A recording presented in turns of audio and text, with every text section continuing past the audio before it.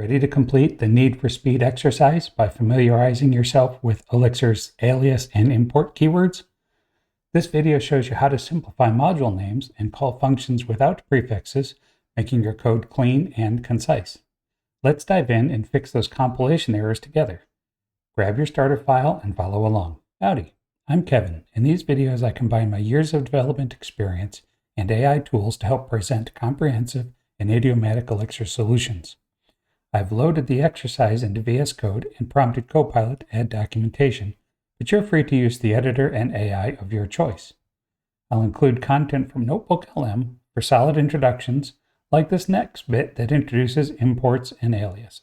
Let's break down these two power tools. On one hand, you have Alias. It's like giving a really long, clunky module name a simple, convenient nickname. It just cuts down on the typing. On the other hand, Import takes things a step further. It lets you use functions from another module as if they were part of your own code.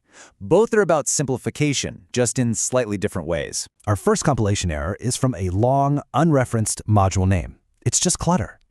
Adding this one line lets us use race instead of that whole long name. Much cleaner. I find the easiest way to resolve unknown module references in Visual Studio Code is to go to the reference, hit Control Space, and the very first thing that'll pop up is, hey, should you alias race to be NeedForSpeed.Race? And that's what we want, so we're going to choose it. We need to shorten NeedForSpeed.RemoteControlCar, this time with a custom name, car. The key is the as option. That's how we create a custom, more intuitive module name. Unfortunately for us, the same control space trick in VS Code won't work for car because the module's not called car. The module's called RemoteControlCar. So we will do this one ourselves. Well, or IntelliSense will do it for us.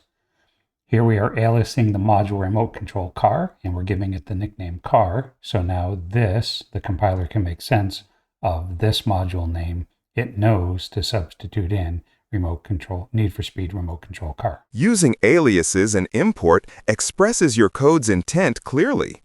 It signals upfront which external code you need, reducing noise and cognitive load. The module names are looking good, but now we have a new problem, an undefined function.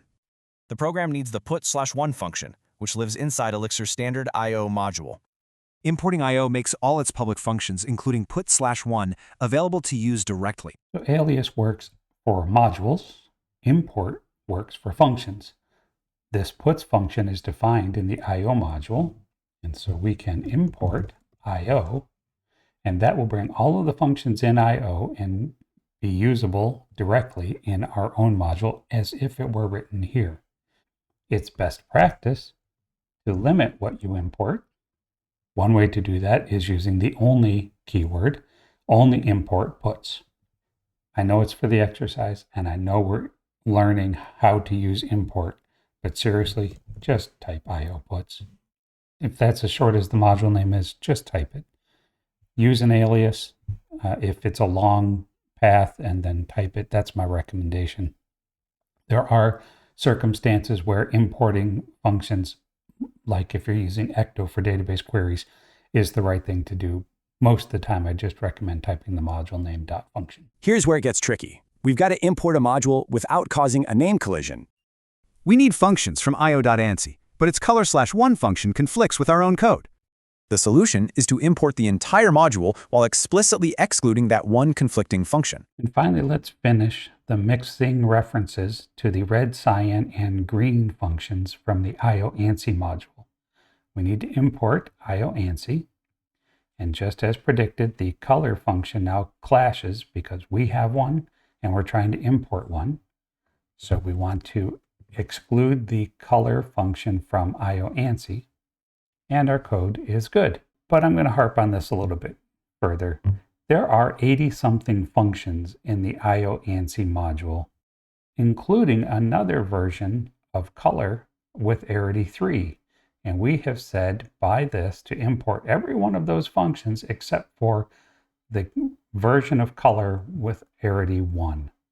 I would much prefer to see this written as an only red, cyan, and green, because those are the only three functions that are being used. Or I'd rather see IO.ANSI being aliased and then say ANSI red, ANSI cyan, and ANSI green. Let's take a moment to recap the key principles of idiomatic Elixir that we just put into practice. These are the big takeaways for your own projects. Use Alias to make long module names short and sweet. Use Alias As when you need a custom, super intuitive name. Use import to make your function calls cleaner, but always watch out for conflicts, and use except to solve them like a pro. If this video helped you solve the Need for Speed exercise, give this video a like. It's the simplest alias for success. Subscribe to import more high-value Elixir content directly into your feed. Drive into the playlist to build your Elixir expertise one powerful function at a time. See you there.